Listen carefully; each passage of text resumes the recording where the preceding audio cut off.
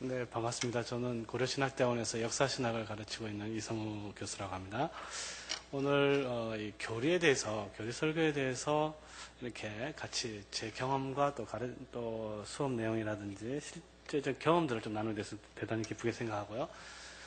참고로 이제 목사님들이 대부분이라고 생각하는데 저는 목회를 하고 있습니다. 그래서 교회를 개척을 했습니다. 그래서 개척을 해서 지금 한 4, 5년 정도 됐는데요. 원래는 이제 의왕에서 조그맣게 개척을 했는데, 최근에 이제 수원 월드컵 경기장 쪽으로 좀, 확장 이전 개업이랄까. 그렇게 했습니다. 그래서, 이제 저 같은 경우는 지금 이제 뭐 다 일률적이진 않지만, 한 달은 제가 이제 하이델베르크 교리문답 또는 뭐 이렇게 교리 설교를 중점적으로 하고요. 또 한 달은 이제 시편을 가지고 이제 주로 설교를 하고, 또 한 달은 이제 일반적 내러티브 본문들, 그런 본문들을 가지고 이제 설교를 하는데, 그렇게 하다 보니까 이제 몇 가지 제가 생각했던 것들 좀 나누고 싶습니다. 특별히 이제 세 개 중에서 이제 교리 설교와 관련된 부분을 좀 나누고 싶은데, 교리 설교라 하니까 이제 목사님들이 이제 조금 이제 개념이 이제 어떻게 이제 개념 정립이 이제 먼저 중요하거든요. 그래서 교리 설교하면 이거 뭐 성경을 설교하는 게 아니지 않는가라는 생각을 대부분 많이 하게 됩니다. 저는 모든 설교는 교리 설교가 돼야 된다고 생각을 하고 있어요. 모든 설교는 교리 설교. 그것은 뭐냐 하면은 내용에 있어서 설교가 교리적이 된다는 겁니다. 내용에 있어서 교리적인 거. 그러나 하나님께서는 우리에게 이제 교리를 준 건 아니란 말이에요. 그렇죠? 하나님께서 우리에게 주신 것은 이제 성경입니다. 또는 이것을 이제 계시라고 할 수 있죠. 그러나 그것은 형식상은 계시라고 할 수 있을지 모르지만 내용상에 있어서는 교리와 저는 본질적으로 다르지 않다고 생각합니다. 제가 이제 몇 가지 예를 써놨는데 한번 볼까요? 예를 들어서 이제 의인은 복을 받고 악인은 벌을 받는다. 이것은 이제 하나의 교리라고 할 수 있습니다.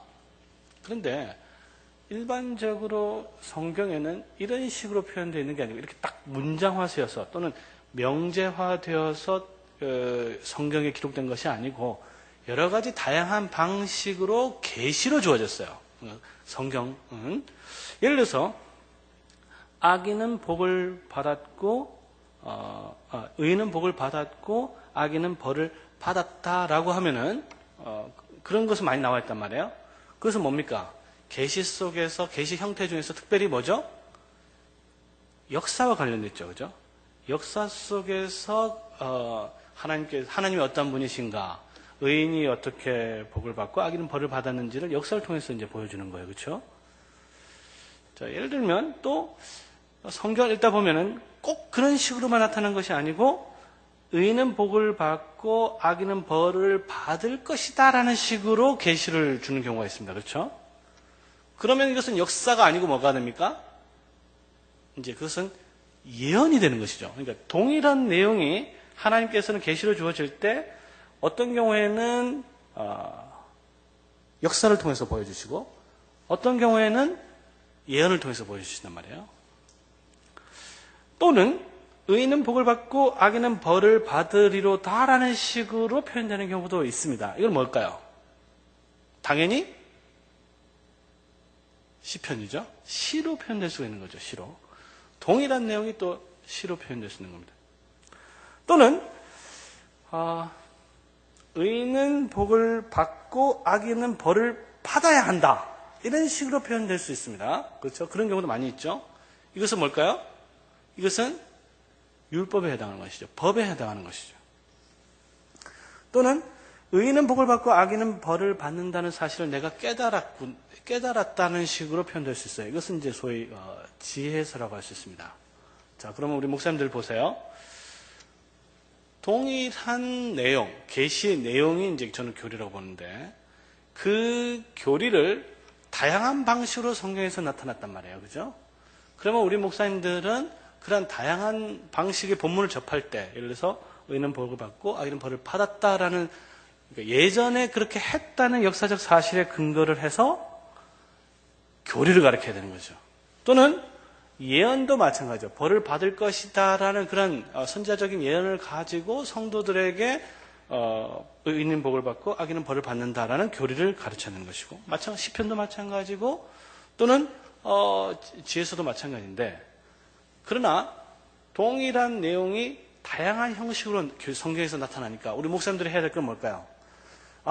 내가 전달해야 되는 내용은 교리라는 게 분명하죠. 근데 자 보세요.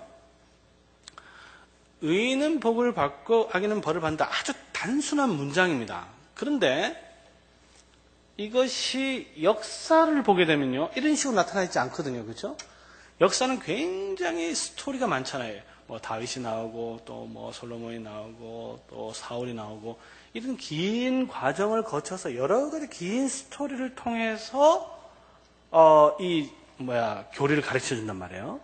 그러니까 역사를 처음부터 끝까지 쭉 읽어봐야 이 교리를 알 수 있다는 거죠.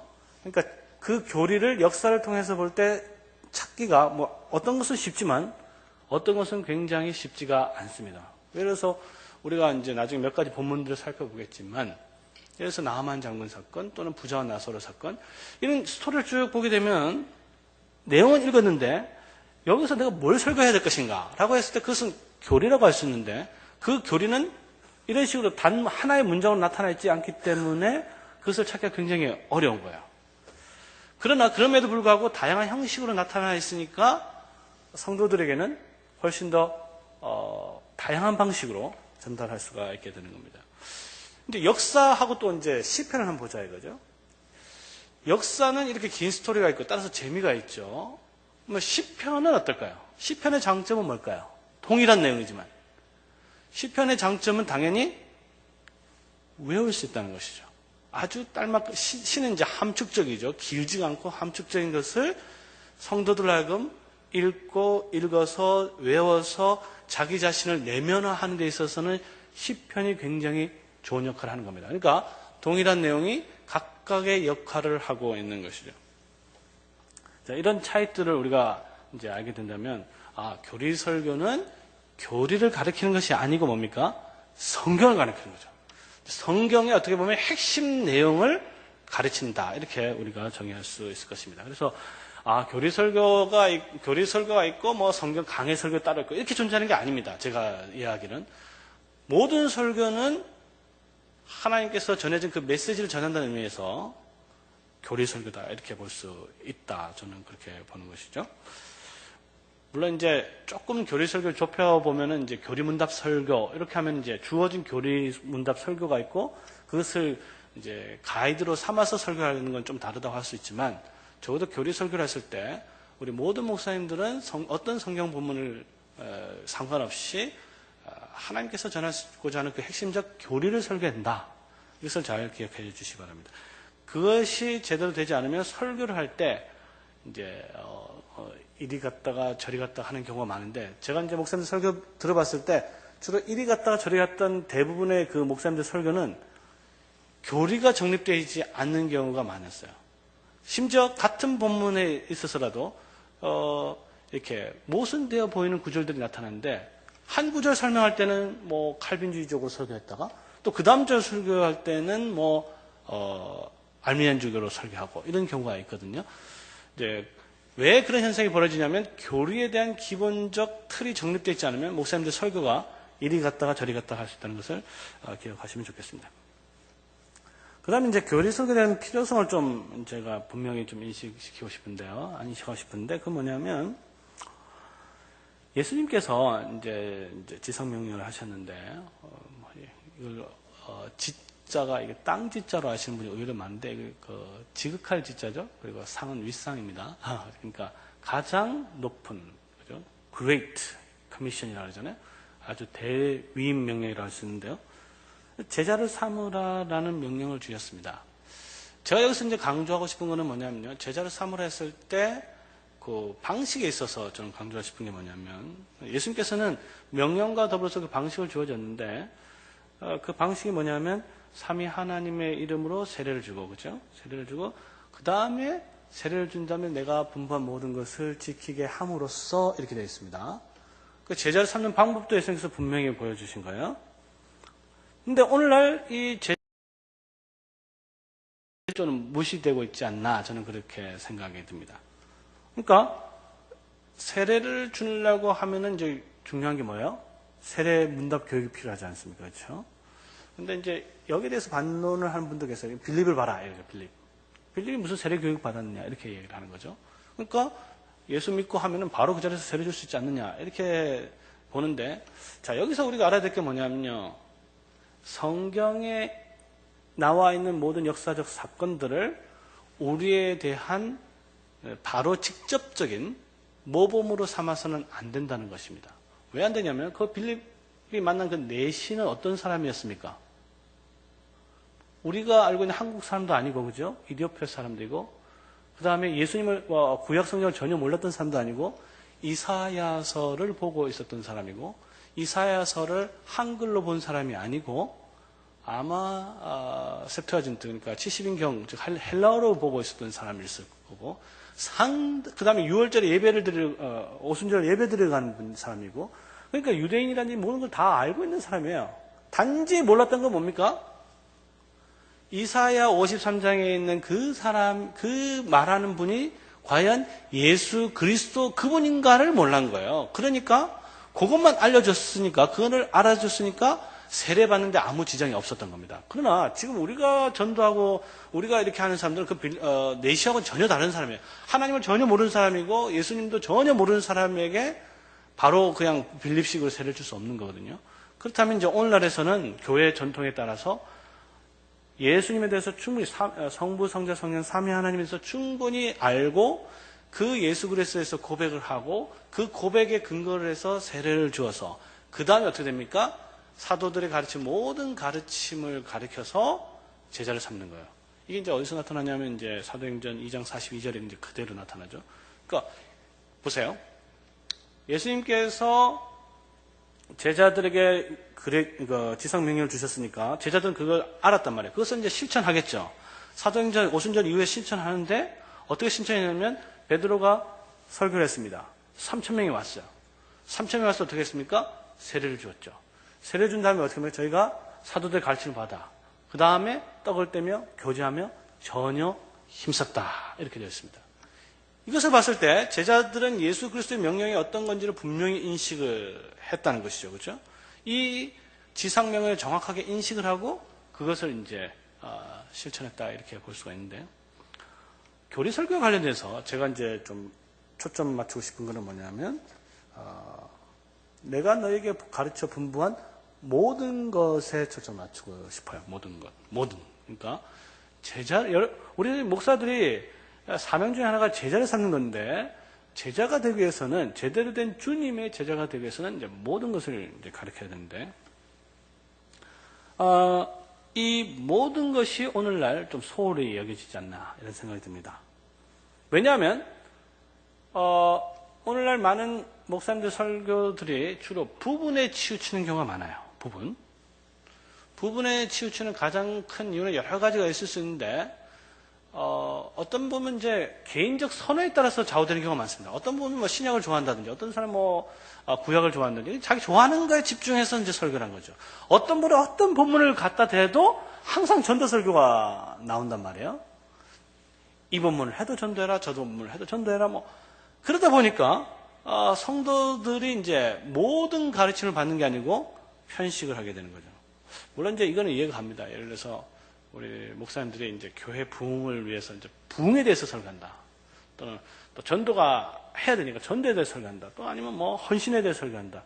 이렇게 이야기를 많이 하고 있지만 사실은 그렇게 설교한다고 해서 부흥이 되거나 그렇게 설교를 한다고 해서 전도가 되고 그렇게 전도를 많이 하고 그렇지는 않거든요. 대표적인 예로 우리 아이들한테 공부해라 한다고 해서 공부하는 게 아닌 것처럼 마찬가지로 우리 목사님들이 이렇게 주님의 명령에 따라서 모든 것을 가르쳐서 제자를 삼기 위해서는 이제 우리 목사님들이 스스로 이제 모든 것을 알아야 되는데, 제 생각에는 이 목사님들이 이렇게 부분적으로 가르치다 보니까 그 부작용은 뭐냐 하면요, 예수님의 제자를 만들기보다는 자기 자신들의 제자를 만드는 경우가 많습니다. 그래서 그 교인들이 그 교회를 떠나면 신앙생활을 제대로 못한다든지, 그렇죠? 또 그 목사님의 말을 맹종하게 된다든지, 그러니까 홀리스틱하게 전인적으로 신앙을 잘 못하게 되는 경우가 많다는 겁니다. 그러다 보니까 참된 의미에서 제자가 되지 못하는 경우가 많다는 것이죠. 자, 그러면 이제 예수님의 그 제자가 되기 위해서는 이제 모든 것을 가르쳐야 되는데, 이 모든이란 말은요, 쉽게 말해서 창세기부터 요한계시까지 다 가르친다는 의미가 아닙니다.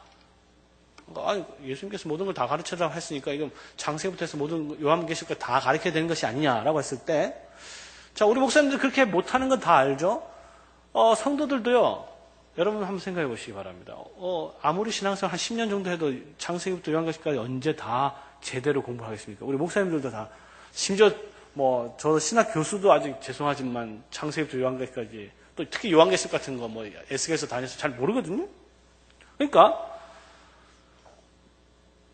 모든 것을 가르쳐서 제자를 삼을 때 그 모든 것이라는 것이 창세기부터 요한계시까지 쭉 말한다는 것이 아니라는 것입니다.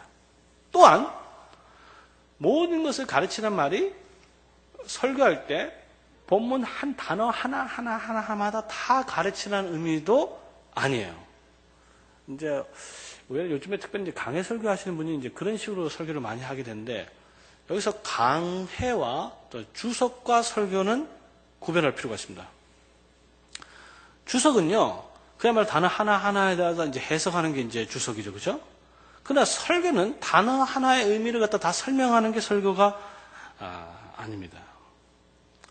자, 그럼 여기서 이제 우리가 모든 것을 어떻게 해석하느냐 했을 때 저는 결국 이제 제자가 되기 위해서 필요한 모든 것, 이렇게 이제 적용할 수가 있겠죠.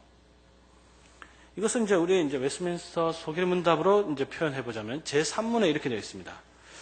거기 보면 이제 주된 가르침, 성경이 주로 가르치는 것이 뭐냐? 그러니까 principally teaches 이렇게 되어 있습니다. 그러니까 주로 주되게 가르치는 것이 무엇인가라고 했을 때 여기에 대한 이제 우리 요리문답의 답은 무엇이냐면요, 하나님에 대해서 우리가 무엇을 믿을 것, 그리고 하나님께서 우리에게 요구하시는 본분, 이것을 이제 두 자로, 한 단어로 이야기하면 신행, 이렇게 이야기할 수 있습니다. 신행. 그러니까 우리가 할 때 것은 성경이 전부 다 하나님의 말씀이지만 그것이 모두 다 동등하게 또는 동등한 가치를 가지고 다 중요한 건 아니란 말이에요. 자, 그렇다면 이제 우리 목사님들은 설교를 할 때 또는 가르칠 때 적어도 뭡니까? 주된 것이 무엇이고 부차적인 것이 무엇인가를 생각을 해야 되겠죠. 그리고 설교에 있어서는 당연히 주변적인 것이 아니고 주된 것에 초점을 맞춰서 설교를 해야 됩니다. 이제 예를 들면 이렇게 얘기할 수 있는데, 우리 이제 종교개혁적인 의미에서 봤을 때 우리가 이제 그러니까 믿음이라 했을 때, 이제 우리가 목사님들 설교를 하자면 믿음이라 했을 때 이런 게 있습니다. 여러 가지 종류의 믿음이 있잖아요. 예를 들어서 어떤 믿음은요, 병을 낫게 합니다. 우리 그거 믿습니다. 그러나 그 믿음이 우리를 구원하지 못해요. 왜냐하면 믿음의 종류가 여러 가지가 있는데 병을 낫게 하는 믿음이 있고 구원에 이르는 믿음이 있단 말이에요. 그러면 목사님들은 설교할 때 어떤 믿음에 대해서 설교해야 되겠습니까? 병 낫는데 믿음을 하면 안 되는 것이죠. 왜냐하면 그런 믿음도 있긴 하지만 우리 성도들에게 필요한 것은 병 낫는 믿음이 아니고 예수 그리스도를 믿고 그 믿음으로 말미암아 생명에 이르는 그 본문을, 그것을 가지고 설교를 해야 되고, 당연히 목사는 성도들 하여금 생명에 이르는 믿음을 일으키도록 거기에 초점을 맞춰서 설교해야 되는데, 예를 들어서 예수님께서 소경의 눈을 떴다. 그 본문이 있으면 예수님께서는 소경을 낫게 하시는 분, 이렇게 쉽게 보잖아요. 그러니까 오늘도 우리 소경을 만나면 소경에게 눈을 뜨게 해야 되는가? 이제 이렇게 갈 수 있단 말이에요. 그럼 목사님들 설교할 때, 자, 예수님께서 우리를 소경의 눈을 떴으니까 우리도 열심히 기도하면 하나님께서 소경의 눈을 띄워줄 것을 믿습니다. 그럼 이제 아멘 하는 거죠. 그렇게 했을 때 눈을 뜰 수 있습니다. 그건 분명한 사실이에요. 다는 아니지만 어떤 경우에 눈을 뜰 수 있어요. 그런 믿음이 있습니다. 그러나 그 믿음이 구원을 일으킬 수는 없어요. 이걸 우리가 잘 알아야 됩니다. 근데 대부분이 이제 이것을 구별하지 못하는 것이죠. 우리는 무엇을 주되게 가르치냐 했을 때 예수 그리스도를 가르쳐야 되고 예수 그리스도를 통해서 생명으로 가는 그 믿음을 일으키도록 설교를 해야 되는 것입니다. 그러면 이제 소경의 눈을 띄었다. 그럼 예수님께서 왜 소경의 눈을 띄었냐 이것이죠. 그럼 이제 우리 목사님도 여러 가지 추측을 해볼 수가 있겠죠. 예를 들어서 예수님이 얼마나 병을 잘 고치시는 분인지를 보여주시기 위했다. 뭐 이렇게 이제 설교를 할 수 있지 않겠습니까? 아니면은 또 예수님은 지극히 불쌍하게 여기서 그렇게 하셨다. 이제 사랑하시는 분 여러 가지 이제 뭐 다 틀린 건 아니에요. 다 맞습니다. 틀린 건 아니지만 제가 또 강조하지만 설교에 있어서는 이제 주된 포인트가 뭐냐 이거죠. 주된 포인트. 예를 들어서 예수님께서 행하신 모든 것은 자신이 어떤 존재인가를 이제 드러내시는 거란 말이에요. 하나님에 대해서 우리가 무엇을 믿을 것인가가 이제 주된 가르침이니까. 그럼 예수님께서 소경을 왜 낫게 하셨냐, 왜 하셨냐 했을 때 가장 중요한 이유 중에 하나는 예수님이 어떤 분이신가. 그것은 뭐예요? 예수님은 빛이시다는 것이죠. 요한복음 1장 1장이에요. 그 빛이 어떤 분인가를 가장 극적으로 보여준 사건이 뭐냐면 소경의 눈을 뜨는 거예요. 그렇죠? 그러면서 예수님이 빛을 주는 분이다. 라는 것을 그 소경의 사건을 통해서 우리가 보게 되는 것입니다. 그러니까 이런 것이 빠지고 예수님께서 병을 고쳤다, 뭐 이렇게 사랑이 많으시다 이렇게 주변부로 가게 되면 그것은 성도들 하여금 믿음을 일으키지 못합니다. 그러니까 우리 목사님들이 교리를 알아야 되는 중요한 이유 중에 하나는 주된 가르침이 무엇인가를 찾아내는 아주 좋은 방편이 바로 교리 설교라 이렇게 얘기할 수가 있겠습니다. 자, 근데 이 주된 가르침은 이제 다 모은 것은 이제 교리라고 할 수 있는데요. 따라서 아까도 얘기했지만 이제 교리와 이제 성경 내용 그 내용상은 이제 차이점이 없다고 할 수 있는데 물론 이제 우리가 가지고 있는 교리들 이것들은 이제 인간이 이성적으로 체계적으로 이제 체계적으로 만들어 놓은 것이기 때문에 약간 불완전할 수는 있습니다. 성경 자체하고 비교할 수는 없지만 적어도 확실한 건 뭐냐 하면 이런 교회 전통 속에서 이제 종합해놓고 체계화해놓고 만드는 이 교리들이 성경을 이해하는데 굉장히 좋은 안내서가 된다는 거예요. 굉장히 좋은 안내서가 되는 겁니다. 그래서 교회는요, 기본적으로 교회의 역사를 통해서, 그러니까 어느 날 뭐 신학자들 다 모여가지고, 자, 우리가 이제 성경이 너무 양이 많으니까, 자, 이제부터 투표를 해서 가장 성경에서 말하는 주된 것이 무엇인가 한번 발표를 해보자. 신학자들 모여서 한번 만들어보자. 이렇게 해서 만들어진 것이 아닙니다. 교리라는 것은 기본적으로 교회 역사 속에서 내려오면서 그 상황에 주어진 것에 대해서 교회가 하나님의 말씀을 이해하고 반응하는 과정 가운데서 만들어진 거예요. 그러니까 시간이 지나면서 이단들도 생기고 또 복음 전파를 더 효과적으로 하기 위해서 또 체계적으로 하고 더 많은 내용을 만들고 그래서 작았던 그 교리들이 점차적으로 이제 확장되면서 이제 신앙 고백서 우리 같은 경우에는 죄송합니다. 이게 다 장로교인지 잘 모르겠지만 어쨌든 장로교를 했을 때 웨스트민스터 신앙 고백서가 최종적인 형태로 우리에게 주어지게 된 것입니다. 이제 그러나 이런 질문이 생겨요. 뭐 성경을 직접 읽으면 되지 않느냐 이런 질문을 제일 많이 하게 됩니다. 성경을 직접 읽어도 교리를 갖다 직접 잘 파악할 수 있지 않느냐라고 했을 때 맞는 말입니다. 적어도 몇 가지 중요한 것은 이제 찾아낼 수 있어요. 예수님께서 이제 죽으시고 부활하셨다. 굉장히 중요한 교리죠. 그거는 뭐 교리가 없어도 성경만으로 얼마든지 알 수 있는데요. 자, 그러나 아까도 얘기했지만 모든 중요한 가르침을 찾아내기는 굉장히 쉽지 않습니다. 예를 들어서 우리 목사님 한번 잘 생각해보세요. 사복음서가 있습니다. 예수님에 관한 모든 생애를 다 담아놨는데 그 모든 예수님의 생애 중에서 무엇이 가장 중요할까요? 여러 가지로 이야기할 수 있겠죠? 뭐 하나님의 나라다 이렇게 할 수도 있겠죠? 또는 예수님께서는 병을 낫게 하셨다. 얼마나 많습니까? 병을 낫셨다. 아니 예수님 기적을 일으키는 거 기적도 많이 일으키셨고 자 그런 것이 정말로 그런데 중요한가? 우리의 믿음을 생명을 이끄는 믿음을 일으키는데 중요한 것인가는 또 다른 문제죠. 자, 이제 여기에 대해서 중요한 것을 모아놓은 것이 사실은 이제 사도신경이라고 볼 수 있는데, 우리 목사님들이 과연 승천이 그렇게 중요한 교리라는 것을 성경을 많이 읽으면 알 수 있을까요? 큐티를 열심히 100만 번 하면 사복음서에서 승천이야말로 정말 중요한 교리다 찾아내기가 거의 불가능합니다. 그건 어떻게 할 수 있냐면요, 우리 목사님들 중에서 승천절을 지키는 교회가 혹시 뭐 있을 수 있는데, 얼마 전에 이제 목요일이잖아요. 승천일이 언제인지도 잘 모르시는 분도 사실 계실 텐데, 승천일을 안 지키고 있잖아요, 사실. 그렇죠? 그건 뭐냐면은 그만큼 뭐 저희 교회도 사실 안 지켰는데, 우리 한국 교회가 승천에 대해서 별로 중요하게 생각 안 하는 거야. 그러나 사도신경에 보면은 예수님께서 하늘에 오르셨다. 굉장히 중요한 교리란 말이에요. 이것은요, 아까도 제가 했지만 이 사도신경과 같은 교리적 그런 문서들이 없으면 우리가 전혀 파악할 수가 없습니다. 실제로 우리 목사님들 중에서 과연 승천에 관해서 글쎄요, 그 본문을 가지고 설교를 한번 해본 적이 있으신지도 모르고 궁금한데, 왜냐하면 저는 그런 설교 들어본 적이 거의 없거든요. 그러니까 왜 그러냐 이것이죠. 왜 그러냐 했을 때 우리 목사님들이 기본적으로 이제 교리적인 기초가 튼튼하지 못하면 성경의 주된 가르침을 뽑기가 굉장히 어렵다는 것을 반증한다, 이렇게 볼 수가 있습니다. 또 예수님께서 이제 본디오 빌라도에게 고난을 받으사, 이런 구절들이 있단 말이에요. 자, 그러면 그 모르는 사람이 누가 있습니까? 그럼 문제는 그것이 과연 어떤 의미를 갖는가라는 것이죠. 그래서 뭐 네로 황제에 의해서 고난을 받았다, 그렇죠?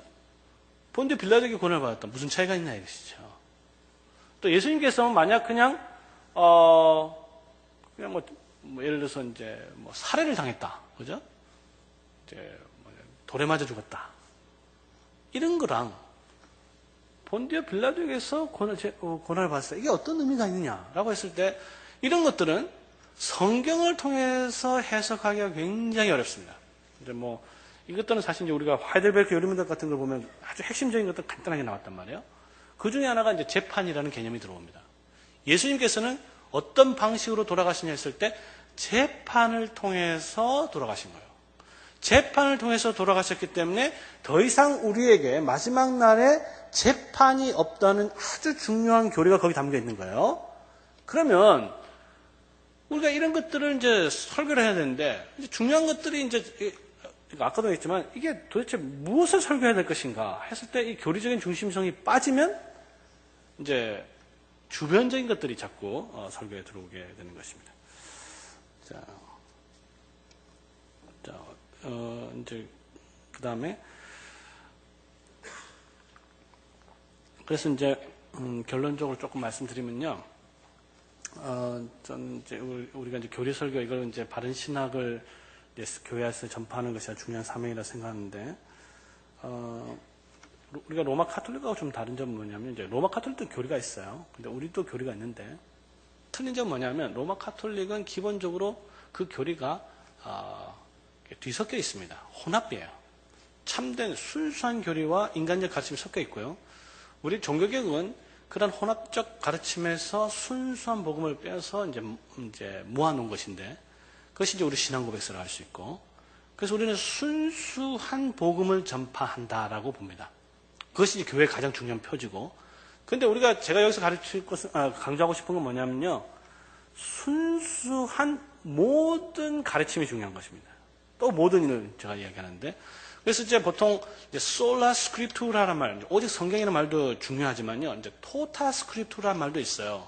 그러니까 뭐냐면 오직 성경이지만 전 성경이 중요한 모든 가르침도 굉장히 중요한 겁니다. 아무리 우리가 오직 성경이라는 구호만 갖고 있지만 그것을 가지고 성경의 모든 가르침을 가르치지 않는다면 솔라 스크립투, 오직 성경이라는 것이 별 의미를 가지지 않습니다.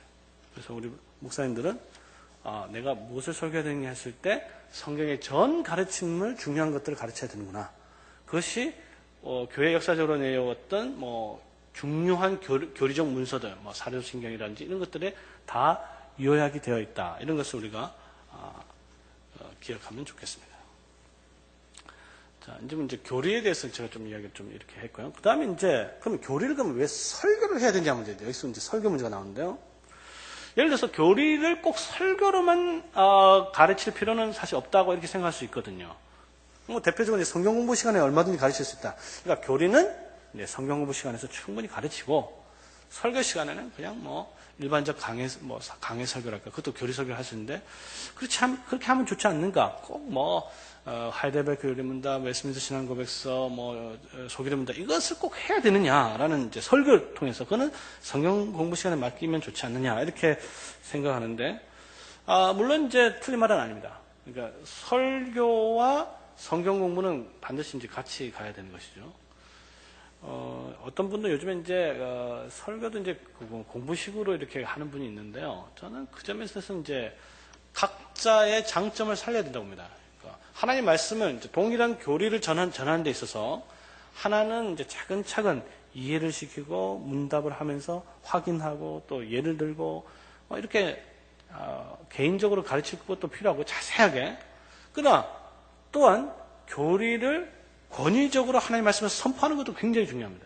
설교라는 것은 기본적으로 하나님 말씀을 대언하는 것이고 권위 있는 선포이기 때문에 그야말로 순종하는 마음으로 바뀌어야 되어 있거든요. 그러니까 우리가 성경 공부와 설교의 그 장점을 교회 안에서 잘 살필 필요가 있다. 저는 그렇게 생각을 합니다. 예를 들어서 이제 교리 설교가 없고요. 만약에 성경 공부만 교리를 통해서 이제 교리를 가르치잖아요. 그러면요, 제 경험상으로 봤을 때 이 교리라는 것이 순전히 어떤 지적인 작업이 될 가능성이 굉장히 많습니다. 제가 보기에는. 그러니까 설교는 지적인 것이 아니라 마음에 호소하는 거거든요. 설교를 통해서 그 사람의 심령이 변하는 게 목표입니다. 성경 공부는 또 뭐 그런 게 있지만 성경 공부는 기본적으로 인포메이션, 정확한 이해를 추구하는 것이 목적이에요. 그래서 설교는 그렇지 않습니다. 설교는 어떤 새로운 내용을 전달하는 것보다도 어떻게 보면 성도들이 이미 아는 내용을 정말로 감동 있게 전달해서 그 사람의 심령이 변해서 그야말로 하나님께 순종하는 대로 오게 하는 것이 목적이란 말이에요. 그러니까 목적 자체가 다르죠. 내용은 같다 할지라도. 그래서 우리 목사님들은 그 두 이제 양식들을 잘 장점들을 살릴 필요가 있다. 저는 이렇게 생각합니다. 교리 설교를 그러면 설교를 통해서 하면 어떤 이제 장점이 있게 되냐면요. 중요한 교리에 대해서 반복을 하게 됩니다. 당연히. 예를 들어서 이제 하이델베르크 교리문답 같은 거 어제 이승우 교수님께 들으셨겠지만 52주로 되어 있잖아요. 저는 이제 그걸 계속 하는 것에 대해서 이제 찬성하지는 않는 편인데요. 그러나 어쨌든 그것이 이제 6개월 단위로 하든 어떻게 계속 정기적으로 하는 중요한 장점은 뭐냐면 반복이에요. 우리 성도들 다 모르거든요. 또 설교를 해도 또 잊어버리잖아요. 그렇기 때문에 정기적으로 중요한 모든 것들을 해서 이제 성경론부터 해서 종말론까지 중요한 교리들 다 있지 않습니까? 그런 것들을 골고루 계속 지속적으로 가르치면 듣고 또 듣고, 물론 이제 설교를 똑같이 하는 말은 아니고요.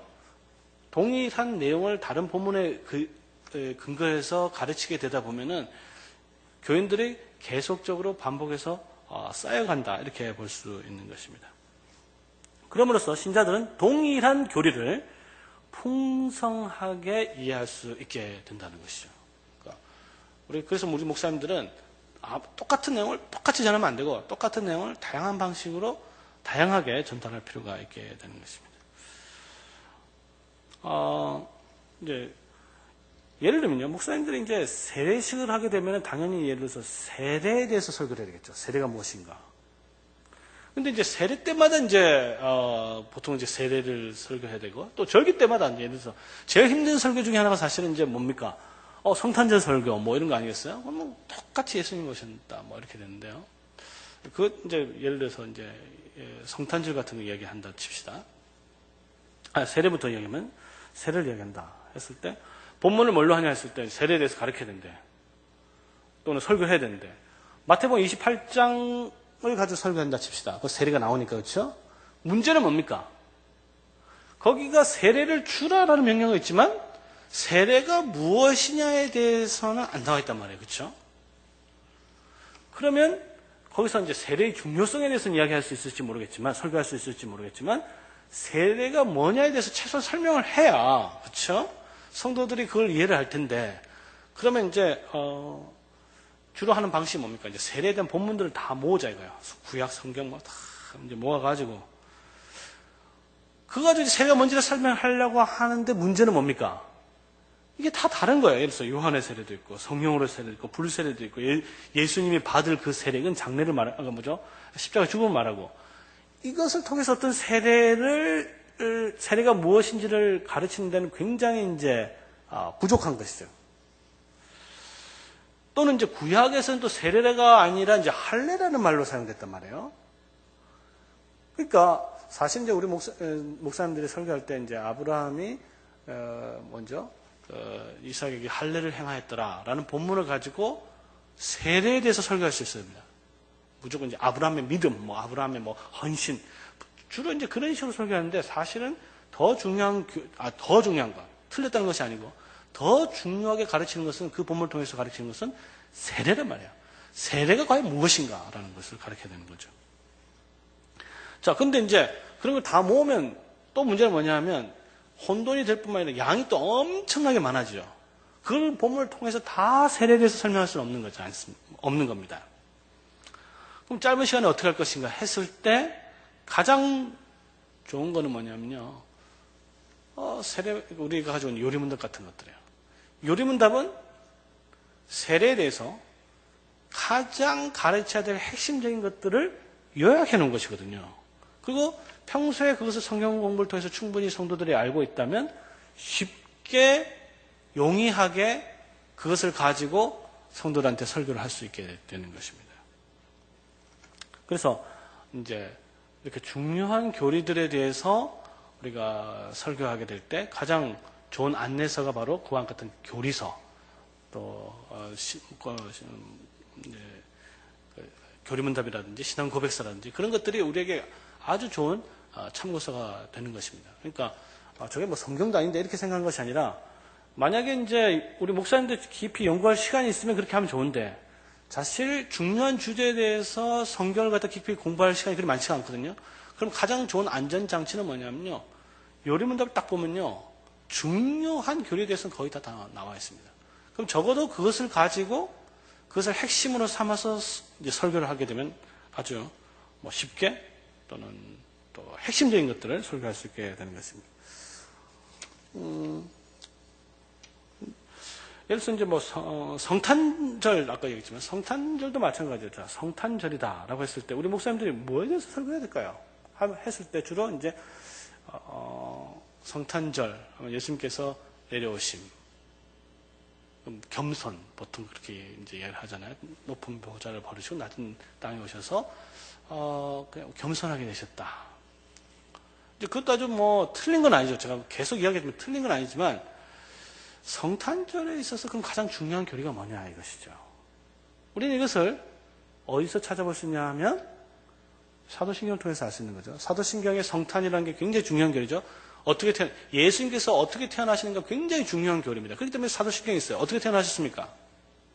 거기서 뭐 마구간에 태어났다 뭐 이런 말 없거든요. 요셉에게 태어났다 없고 성령으로 잉태되어 동정녀 마리아를 통하여 육신을 취하셨다 이렇게 되어 있습니다.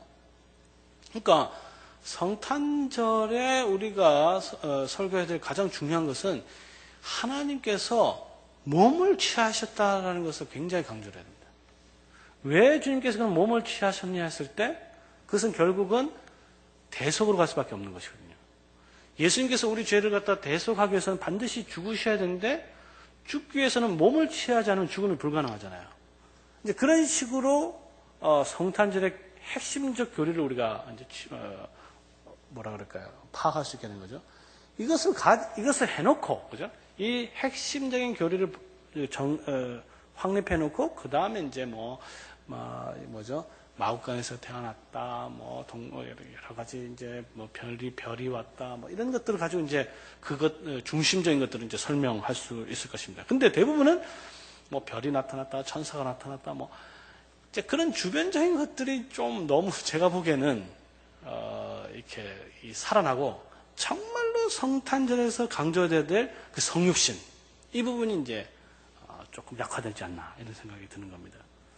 그래서 이제 성탄절에 대한 설교 본문도 보통 보면요, 제가 조금 이제 안타깝게 생각하는 것은 딱 본문이 거의 정해져 있어요. 마태복음 1장 뭐 누가 근데 예를 들어서 인자에 온 것은 잃어버린 자를 찾아 구원하려 오심이라. 이것도 성탄절에 있어서 굉장히 중요한 본문이 될 수 있습니다. 그렇죠? 주님께서 왜 오셨냐 이거죠. 마가복음에도 나타났지만 많은 사람을 대속물로 주려 하십니다. 이것도 성탄절에 굉장히 중요한 본문이라고 할 수 있어요. 그래서 성탄에 대한 그 의미들을 너무 성탄 그 내러티브 있잖아요. 예수님께서 태어나신 그 본문에만 치우치게 되면 성탄절의 그 의미가 너무 그쪽으로만 축소된다는 겁니다. 따라서 이제 우리가 교리를 알고 있게 되면 어떻게 보면 성경 곳곳에 주님께서 주님의 오심, 그죠? 그런 것들이 이제 여러 군데 나타난단 말이에요. 주님께서 왜 오셨느냐, 그죠? 이제 그런 것들을 우리가 이제 충분히 이제 보이게 되거든요. 보이게 되면 성경을 훨씬 더 이제 폭넓은, 그죠? 폭넓은 그 관점에서 이제 성경 본문을 취하면서 적어도 성탄절의 날 그 본문을 뭘로 선택해야 될 것인가 고민을 이제 안 하셔도 되는 것이죠. 그 다음에 이제 교리 설교에 대한 몇 가지 반론들을 제가 이제 보면요. 제일 반론 중에 하나는요, 교리는 삶과 무관하다 이렇게 생각을 했는데 그것이야말로 가장 잘못됐습니다. 뭐 교리가 중요한 거 아니면 삶이냐 이렇게 이야기를 하는데요. 소위 뭐 빙이냐 doing이냐 이렇게 나누는데 성경 둘 다를 이야기하고 있거든요. 이것을 이분법적으로 볼 필요가 없습니다. 아까도 제가 얘기했지만 성경이 주로 가르치는 것이 뭐냐 했을 때 하나님에 대해서 무엇을 믿을 것인가와 또 하나님께서 우리에게 요구하는 본문, 그것을 본분, 그래서 이것을 신행이라 했어요. 그럼 교리는 기본적으로 믿음과 행함을 같이 가지고 있습니다. 따라서 삶도 같이 다루고 있어요. 이제 대표적으로 이제 우리가 보면은 이제 저 같은 경우는 이제 제가 쓴 요리문답이 하나 있습니다. 그 이성호 교리문답이라고 하나 만드는데요. 그 유제 하나는 혹시 이제 한번 쳐보세요. 이제 인터넷에 이성호 교리문답 하면 나옵니다. 제가 이제 박사과정에 있을 때 그 이제 종교역사를 제가 전공했는데요. 보니까 역사를 보니까 그 당시에는 쟁쟁한 목사님들이 다 자기 나름대로 교회 그 학생들을 가르치기 위한 요리문답을 다 만들었어요. 이야, 그러니까 저도 이제 오기가 생긴다고 하더니, 야, 쟤네들만 뭐 만드냐, 나도 한번 만들어보자. 뭐 나도 그만큼 할 수 있는 뭐 능력도 되는데 해서 만든 게 이제 그건데요. 뭐 제 생각에 좀 잘 만들었습니다. 저 같은 게 그것은 이제 체계화 시키는 거거든요. 예를 들어서 저 같은 경우는 이제 기본적인 구도를 이제 믿음, 소망, 사랑으로 이제 구도를 잡았습니다. 그래서 예를 들어서 하나님의 자녀로서 마땅히 가져야 될 영적 덕목이 무엇입니까? 이렇게 일문이에요. 그러면 이제 믿음, 소망, 사랑입니다. 그래서 어떻게 할 수 있습니까? 사도신경과 주기도문과 십계명을 통해서 알 수 있습니다. 그래서 이제 기본적으로 사도신경, 주기도문, 십계명 이것은 이제 믿음에 대해서, 소망에 대해서, 사랑에 대해서 이렇게 가르칠 수 있는 것이죠. 그러니까 대표적으로 십계명도 교리입니다. 십계명이 이제 교리가 아니라고 생각하는 경우가 많은데 십계명은 우리의 삶과 아주 밀접한 교리고 특별히 십계명은 이제 법이라고 생각을 해서 너무 이제 우리하고 이제 거리가 멀다고 생각하는데 십계명은요 본질이 사랑이에요. 하나님의 사랑이고 하나님의 사랑의 성품이 십계명을 통해서 다 드러나는 거기 때문에 우리는 그 십계명을 통해서 하나님의 사랑의 구체적인 모습들을 이제 보게 되는 것입니다. 왜냐하면 마음을 다하여 목숨을 다하여 힘을 다하여 주 너의 하나님을 사랑하라 되어 있잖아요. 그것이 십계명에 아주 잘 나타나 있는 것이죠. 자, 그래서 교리는 우리의 삶과 전혀 무관한 것이 아니라 오히려 훨씬 더 밀접한 연관을 가지고 있다는 것을 우리가 기억해야 된다는 것입니다. 그러니까 무엇을 믿을 것인가도 중요하고 또 어떻게 순종해야 될 것인가, 행해야 될 것인가도 같이 중요하다는 것이죠. 그것이 교리가 다루고 있다는 것입니다. 또 교리 설교에 대한 반론 중에 하나가 이제 본문에 근거하지 않는다는 것이 가장 큰 이제 또 반론 중에 하나인데요. 이것도 잘못된 생각입니다. 왜냐하면요, 오늘날 성경 본문만 읽어놓고 영 설교하는 경우가 훨씬 많단 말이에요. 그러니까 성경 본문 읽고 설교한다고 해서 성경적 설교냐? 그건 아니라는 것이죠. 차라리 그야말로 웨스민스터 신앙 고백서 갖다 놓고 설교하는 것이 훨씬 더 성경적 설교가 될 수 있습니다. 성경에 있는 메시지를 다 충실하게 전한다면. 그러니까 성경 본문 읽고 설교한다고 해서 성경적 설교가 이건 아니라는 것이죠. 중요한 건 뭐냐면 어떻게 보면 물론 이제 성경을 읽고 해야 되긴 하지만 중요한 것은 그 메시지 그 내용 전달 자체가 과연 성경에 충실한가 훨씬 더 중요한 것이고 그런 의미에서 아까 말했지만 강해 설교한다고 하면서 그야말로 이 단어는 무슨 단어, 이 단어는 무슨 단어, 이 단어는 무슨 단어고 뭐 이런 식으로 설명하는 것은요 전혀 성경적이 아닐 수도 있습니다. 왜냐하면 교리적인 체계가 잡히지 않으면 앞에 절 이야기할 때는 이 소리하고 뒤에 절 해석할 때는 전혀 딴 소리를 하게 되거든요. 그러면 성경의 통일성이 깨지고 성경이 전달하는 메시지는 그냥 분산되는 것이죠. 그 다음에 세 번째 가장 또 반론 중에 하나가 교리 설교를 해서 부흥이 되지 않는다. 우리 이제 교리와 부흥 이제 컨퍼런스인데, 이제 소위 이제 신학교에서 배운 대로 목회가 안 된다 이런 것인데요. 여기에 대해서 저는 이제 몇 가지 반론을 제기하고 싶은 게, 첫째는 제대로 배웠는가? 이게 정말로 우리가 교리에 대해서 제대로 배웠는가? 신학교 3년 배운다고 하지만 뭐 교리만 배우는 게 아니잖아요. 뭐 교리라는 것이 거의 조직신학적 정도 될 텐데, 제가 보기에는 이 3년 그 시간만 해도 이제 부족할 수가 있단 말이에요. 더 나아가서 이건 신학 교육의 문제이기도 한데, 조직신학은 배우지만 실제로 신앙 고백서라든지 교리 내용 그 자체, 문구 자체를 배우는 것은 그렇게 많지 않은 경우도 많습니다. 그러니까 이것은 굉장한 많은 스터디, 연구를 필요한 거죠. 첫째, 제대로 배웠는가. 두 번째는 실제로 해본 적이 있나, 이거죠. 실제로. 그 다음에 세 번째는 얼마 동안 했냐, 얼마나 했냐. 저도 한 10년 해보고 나서 그런 얘기 한다면 제가 좀 받아들일 의향이 좀 있어요. 또 얼마나 열정적으로 했냐. 그러니까 시간도 중요한 게 아니고요. 정말로 여기 사명을 가지고 열심히 정말로 하느냐가 더 중요하거든요. 저는 제대로 배우고 그 다음에 실제로 해보고 그 다음에 한 5년이나 10년 동안 열심히 하고 그 다음에 열정적으로 하면요 반드시 부흥한다고 생각하는 사람입니다. 사실 그렇다면 이제 부흥을 배우면 부흥이 되는가요? 그죠? 교회 성장학을 배우면 교회가 성장할까요? 그렇지도 않거든요. 마찬가지로 물론 교리를 한다고 해서 반드시 부흥하는 건 아니지만 그렇다고 해서 열심히 기도하면 뭐 부흥된다라는 거 생각하지만 요즘은 그렇지도 않은 경우가 많거든요. 그러니까 뭘 반드시 한다고 해서 부흥이 되는 건 아니에요. 그러니까 교리를 한다고 해서 반드시 부흥이 되는 것은 아닌데 저는 이것만큼은 분명히 확실하게 이야기할 수 있는 게 뭐냐면요. 저는 기본적으로 교회의 성장의 핵심을 목사의 성장이라고 보는 사람입니다. 적어도 교리에 대한 스타디에 관한 관심은요. 그 목사 개인을 성장하는 데는요. 굉장히 도움을 줍니다. 오늘날 이렇게 목사는 안 큰데 정신없이 목회한다 정신없어 성장하지 못하는데 교인들만 비대한 경우가 굉장히 많거든요. 그러니까 머리는 작은데 몸통은 이렇게 된 거죠. 그건 건강하지 않은 거죠.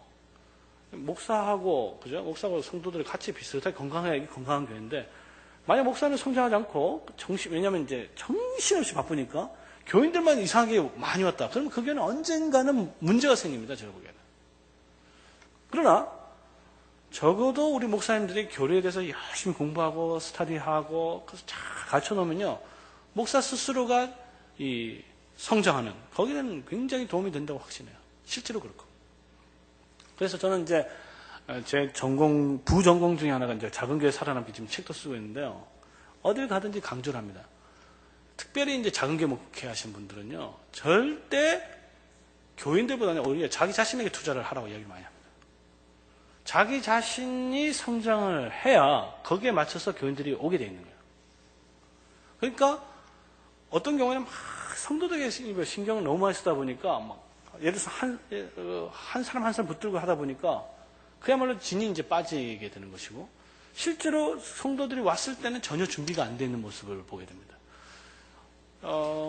최근에 어떤 이제 개척하는 그 목사님한테, 이제 젊은 목사님한테 얘기를 했어요. 질문, 아주 간단한 질문입니다. 예전하고 지금하고 상황이 완전히 다르다. 예전에는 주위에 교회가 없던 시절이었기 때문에 소위 뭐 천막에서 교회를 하도 되는 시절이 있었지만 지금은 교회를 개척을 하면요. 지금 저희 같은 경우는 저희 위층에도 이제 교회가 있습니다. 이제 이번 다음 주에 나가게 되는데요. 교회를 개척하려고 하니까 교회 장소가 이제 없는, 그러니까 교회 없는 데가 없습니다. 그리고 큰 교회도 있고요. 지금 더 문제는 뭐냐면 멀리 떨어져 있는 대형 교회와도 무한 경쟁을 해야 되는 시대예요. 그러면 어떤 성도들인데 그 교회에 가야 될 이유가 뭡니까? 저쪽 교회 가서도 예수 잘 믿을 수 있고 이쪽 교회 가서 예수 잘 믿을 수 있거든요. 근데 저쪽은 환경이 훨씬 더 좋고 이쪽은 환경이 별로 안 좋다, 작다. 그러면 차이점은 딱 하나입니다. 뭡니까? 목사가 다른 거예요. 그렇죠? 그러니까 교인들은 목사 보고 가게 되어 있습니다. 목사 중에서 목사의 메시지를 보고 가게 되는 거예요. 그럼 우리 목사님들이 해야 될 가장 중요한 것은 메시지를 준비를 해야 되는 것이죠. 이제 그 점에서 교리 설교는요, 굉장히 좋은 하나를 익혀놓으면 또는 배워놓으면 중요한 메시지를 키운다는 의미에서 수단이 된다고 저는 생각을 하고 있습니다. 그 다음에 이제 주변적인 것은 이제 성도들이 이단으로 빠지지 않게 되는데, 요즘에 이제 신천지 이런 거 많이 있지 않습니까? 실컷 이제 모아놨는데, 모아놓고 나서 그대로 이제 신천지에 갖다 바치는 목사님들 있잖아요?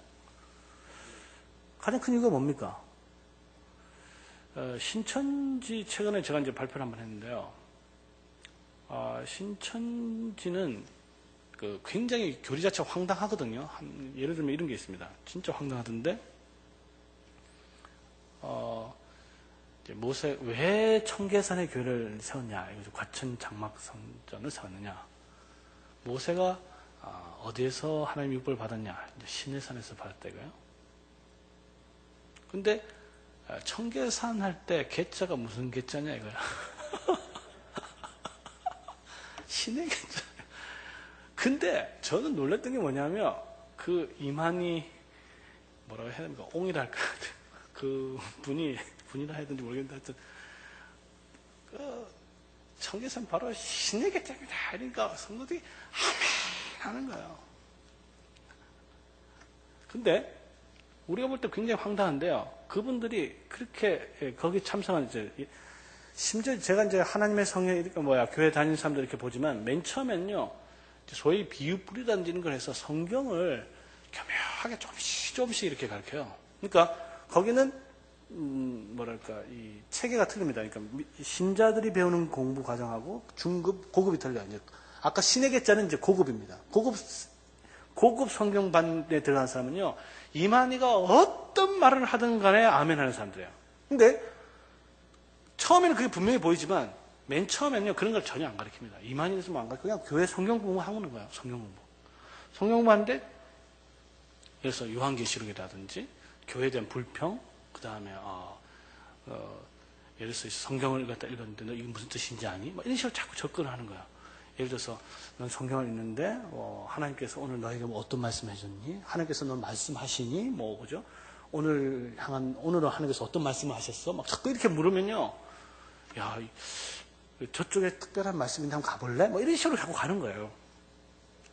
여기에서 우리 목사님들이 이런 식으로 해야 됩니다. 뭐냐면, 근데 갈 필요 없다. 우리 목사님한테 충분히 말씀을 잘 배운다라고 생각하면 갈 필요가 없죠. 상식적으로 생각했을 때, 성도들이 말씀에 대해서 궁금하다 하면 어디로 가야 될까요? 목사한테 가야 되는 게 맞습니다. 목사한테 말씀이 궁금했을 때, 목사한테 갔을 때, 거기에 대해서 답변을 갖다 충실하지 않고, 제대로 답변을 하지 않으면, 성도들은요, 다른 데 갈 수밖에 없는 거예요. 근데, 그런 성도들에 대한 여러 가지 답변들이 교리적인 정립이 안 돼 있으면요, 목사님들이 답하기가 굉장히 어렵습니다. 여러분, 목사님 한번 경험하셨을 거예요. 그러면 이제 자기가 답을 못하면 이제 막 짜증이 나는 경우도 있잖아요. 그러면 성실하게 답을 못하죠? 그러면 이제 성도들은, 저쪽 이만이라든지 이런 데서 훨씬 더 잘 가르치나 보다 이런 생각이 드는 것이죠. 자, 예를 들어서 이제 제가 마지막으로 써놓은 게 성경을 이제 통일성 있게 설교할수록 도와주는 건데요. 자, 예를 들어서 이제 누구든지 주의 이름을 부르는 자는 구원을 얻으리라 이런 구절들이 있어요. 자, 만약에 이걸 문자 그대로 보면 어떻게 되는 겁니까? 구원을 하도록 하기 위해서 뭘 해야 되는 겁니까? CCC 또 내비게이터식의 전도를 해야 되는 거예요. 어떻게 하든지 전도를 해서 복음을 전해서 예수님을 전해서 소위 말하는 영적 기도를 하게 만들면 그것이 이제 구원이라고 생각을 하게 되는 것이죠. 로마서 10장 13절에요. 자, 그런데 그 본문을 그것만 보면 그런데 그 문맥상을 보면요 전혀 그것과는 상관없습니다. 거기 보면 이렇게 된 것이에요. 보내심을 받은 자가 없는데 어떻게 들으리요 나옵니다. 믿음은 들음에서 나오고 듣고 나서 입으로 고백을 해야 되는데 입으로 고백하기 위해서는 들어야 되고 말씀을 통해 들어야 되는데 그럼 말씀을 듣기 위해서는 또 보내심을 받은 자가 있어야 되고 보내심을 받은 자가 있기 위해서는 보내는 자가 있어야 된다는 거예요. 그러니까 거기에서 이야기하려고 하는 건 뭐냐 하면요. 하나님께서 말씀의 사역자, 쉽게 말하면 목사를 보내야만 그 설교를 듣고 구원을 얻는다. 이게 강조점이 있는 거예요. 주의 이름을 막 부르게 하라. 이게 목적이 아닙니다. 아시겠죠? 그렇게 되면 그러니까 로마서 10장 13절을 그러니까 교리적인 입장에서 딱 보면 무조건 주의 이름 부르게 해야 된다. 이런 것이 틀린 것이 금방 알거든요. 그래서 본문을 다시 보게 되면 그게 아니라 철저하게 우리 개혁주의적, 칼빈적인 입장에서 봤을 때는 철저하게 구원이 하나님께 주권에 달려 있구나. 하나님께서 말씀의 사역자를 보내시는구나. 그 말씀의 사역자를 보내실 때 말씀을 선포하게 하고 그 말씀을 들었을 때 입으로 고백하게 해서 구원하게 하는구나. 이게 본문이 거기에 초점이 맞춰져 있는 거예요. 그러면 우리는 이제 이게 교리적으로 튼튼해야지만 그 본문들이 보이는 겁니다. 빌립보서 2장 11절 마찬가지인데 두렵고 떨림으로 너희 구원을 이루라. 이 말도 마찬가지인데 이게 이제 전형적 이제 알미니안적인 해석을 하거든요. 그러니까 우리가 열심히 구원을 이루어야 됩니다. 자꾸 이제 이렇게 이야기가 쉬운데 그것이 틀렸다는 걸 금방 알 수 있잖아요. 우리가 교리가 제대로 되어 있으면 그 다음 바로 구절을 보면 어떻게 됩니까? 두렵고 떨림으로 너희 구원을 이루라. 왜냐하면 너희 속에서 행하시는 이는 하나님이시니 너희로 하여금 소원을 두고 행하게 하신다. 이렇게 바로 나와 있습니다. 그러니까 어떻게 돼요? 우리가 두렵고 떨림을 구원을 이루는 그 근거가 우리 속에서 나오는 것이 아니고 하나님께서 특별히 성령 하나님, 칼빈 선생님 그 주석에서 성령 하나님, 이 하나님은 성령 하나님으로 되어 있어요. 성령 하나님께서 우리 안에서 역사하셔서 우리로 하여금 소원을 갖게 하시고 의지를 갖다 변화시키시고 그뿐만 아니라 우리로 하여금 행하게도 하시는 분이시다. 철저하게 교리적으로 통일성 있게 개혁주의 방식으로 설교를 할 수 있게 된 것이죠. 그러니까 우리가 이렇게 교리적으로 이렇게 정립되지 않으면 빌립보서 2장 12절 설교할 때는 알미니아식으로 설교하고 그 다음에 13절 설교할 때는 또 칼빈주의식으로 하게 된 이유가 바로 여기 있습니다. 그러니까 본문을 설교할 때 한 구절 한 구절씩 따로 하는 것이 아니고 교리적인 그 입장이 틀이 정해져 있을 때 그 시각을 가지고 통일성 있게 본문을 볼 수 있도록 도와준다고 할 수 있습니다. 자, 그러면 이제 교리 설교를 이제 잘 하고 싶다는 생각이 지금 이제 드시게 될 텐데요. 이제 어떻게 하면 잘하냐? 이게 쉬운 게 결코 아닙니다. 첫 번째는 이 목사님들 스스로의 확신인데요. 교리 설교의 중요성을 확실하게 인식해야 됩니다. 그러면요, 제 경험상 대부분 보면 일회성으로 끝나버려요. 그래서 저는 목사님들이 이제 교리 설교는 이거는 이제 평생을 가면서 내가 해야 되겠다. 물론 이제 교리 문자 설교만 계속 하란 말은 아니지만 적어도 정기적으로는 계속해서 내가 간다. 또 어떤 본문을 하더라도 교리적으로 설교할 때는 마인드는 꼭 가져야 이것을 잘 할 수 있게 됩니다. 그뿐만 아니라 자신뿐만이 아니라 성도들에게도 이 교리 설교의 중요성을 평소에 꾸준히 인식시켜서 공감을 얻는 게 중요합니다. 어느 날 갑자기 그냥 하이델베르크 교리입니다. 1장 1절 이렇게 해버리면요. 성도들이 굉장히 이상하게 생각하는 것이죠. 그러니까 충분히 이런 것들을 이제 공감을 해서 하나하나씩 할 필요가 저는 있다고 생각합니다.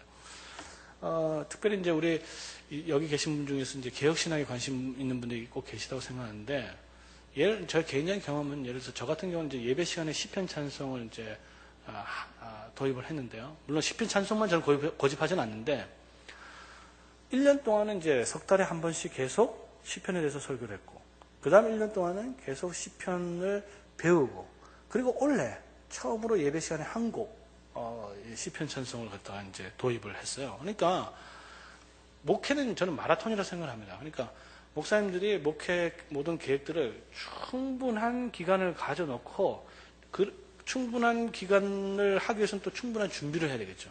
그렇게 하고 나서 교인들이 충분히 공감을 얻은 다음에 되겠다 싶은 판단에 서면 그때부터 차근차근 해가는 것이 저는 중요하다고 생각합니다. 이제 성도들이 이제 교리문답에 대한 교리 설교에 대한 인식이 생기면 그 다음부터는 이제 성도들도 설교에 대한 임하는 자세가 이제 달라질 수 있는 것이죠. 예를 들어서 이제 심지어요 대교리문답 보면요 성도들이 설교를 어떻게 드려야 되는가에 대한 자세도 나와 있습니다. 그런 것들은 이제 어떻게 보면 이제 교리 설교를 해서 꼭 뭐죠 1문부터 시작해서 그렇게 할 필요는 없거든요. 우리 목사님들이 필요하다고 생각하는 주제들을 끄집어내서 그 본문을 가지고 교리문답을 이제 가이드라인으로 삼아서 설교할 수 있단 말이에요. 그러니까 목사님들 이제 일단 교리에 대해서 한번 훑어보면 내가 뭘 가르쳐야 되겠다. 또는 우리 성도들이 지금 뭘 필요하겠다. 예를 들어서 설교 시간 매일 계속 존다. 성도들이 물론 이제 설교를 잘 못해서 조는 수도 있겠지만 성도들이 설교에 대한 인식이 제대로 안 돼 있으면 그렇게 될 수도 있거든요. 그러면 설교가 뭐하냐? 설교할 때 설교가 무엇인가 설교할 때 하나님 말씀이다라고 설교할 때 그냥 설교는 하나님 말씀이니까 무조건 들어야 됩니다. 이런 식으로 해서는 곤란한 거죠. 그러면 가장 중요한 가르침이 어디 있냐? 거기 나와 있어요.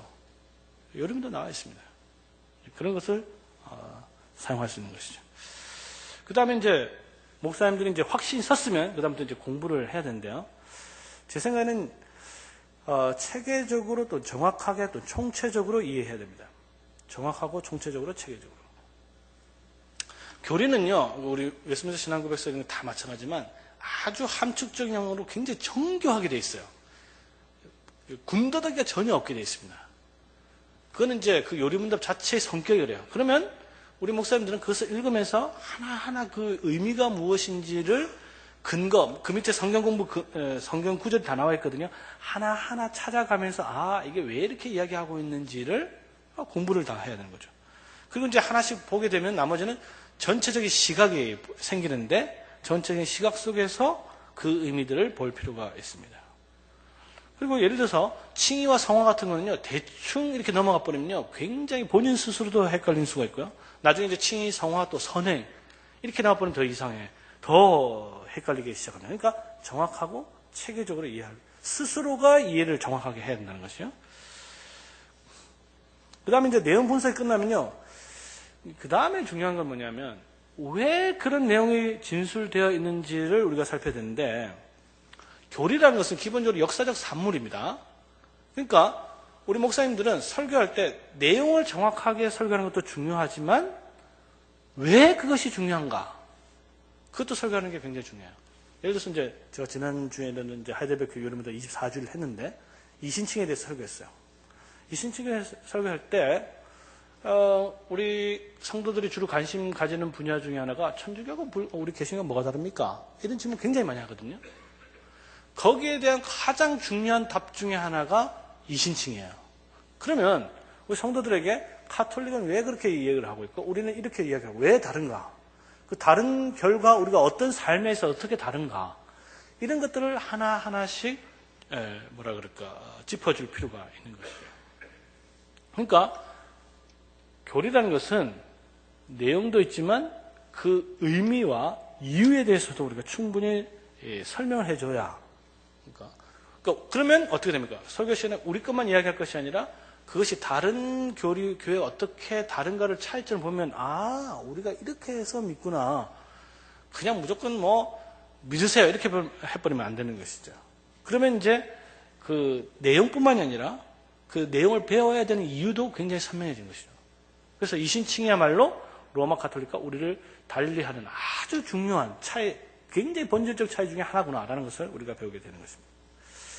물론 이제 성경 본문이 이 교리와 어떤 의미가 있는지를 잘 보여줘야 되는 것이죠. 설교는 이제 성경 공부가 틀리는 것이죠. 그래서 설교는 반드시 성경 본문에 의존할 때만 역사하는 힘이 크다는 것입니다. 그 다음에 이제 우리의 실제적 삶과 관련성을 좀 보여줘야 되는데요. 저는 주로 이제 바른 신앙은 반드시 바른 예배로 이제 이끌어져 간다고 생각하는데, 삼위일체 교리 같은 건 대표적인 예입니다. 삼위일체 교리 아무리 가르쳐 보았자 그것이 예배 속에서 경험되지 않으면요, 그것이 별로 이제 의미가 없는 거죠. 예를 들어서 사실 이제 삼위일체를 우리가 삼위일체를 잘 이해할 수는 없지만 경험은 할 수 있거든요. 예를 들어서 우리 예배가 사도신경이 성부, 성자, 성령, 삼위 하나님에 대한 우리 신앙의 고백이다. 또 세례는 성부와 성자, 성령 이름으로 우리가 받는 것이고, 성부, 성자, 성령 이름으로 성찬을 나누는 것이고, 기도도 우리가 성부, 성자, 성령, 삼위 하나님께 하는 것이고, 또 우리가 복을 받는 것도 성부, 성자, 성령, 삼위 하나님의 이름으로 우리가 받는 것이다. 이렇게 이해하면요, 야, 삼위 하나님이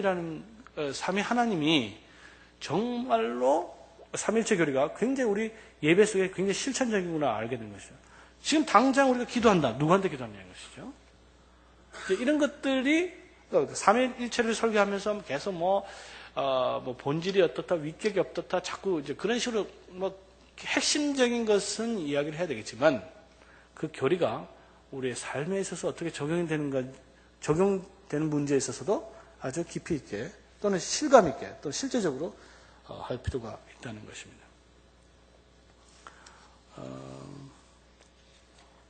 그 다음에는 제가 6시까지인데 제가 조금 다른 넘어가서요. 그 다음에 좀 읽어보면 되는 건데, 몇 가지 이제 신뢰가 더 중요하다고 저는 생각하기 때문에 한번 신뢰를 가지고 좀 이야기를 하도록 하겠습니다.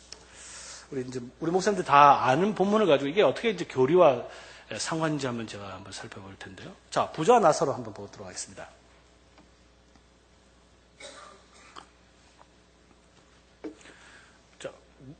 이제 교리가 이제 우리가 어떤 것을 알았으니까, 부자와 나사로를 통해서 어떤 교리를 가르칠 수 있을까요? 여러 가지 교리를 가르칠 수 있겠죠? 자, 우리 목사님들, 주로 이제 성경이 이 본문을 가지고 주로 뭘 가르쳐야 되냐 이거죠? 우리 목사님들 부자와 나사로 스토리는 다 아시죠?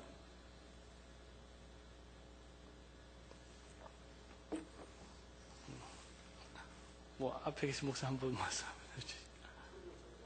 천국이 존재한다. 천국에 대해서 이야기할 수 있겠죠? 자, 그러면 이제, 그러면 그 본문이 천국에 대해서, 천국이 있다는 것을 천국에 가니까 예수 믿어라! 그죠? 잘못하면 이제 지옥 간다. 그건 틀린 건 아니죠. 그러나 이제, 교리를 우리가 알게 되면 그게 아니라 핵심적 교리냐? 이건 생각하면 좀 달리 생각할 수 있겠죠?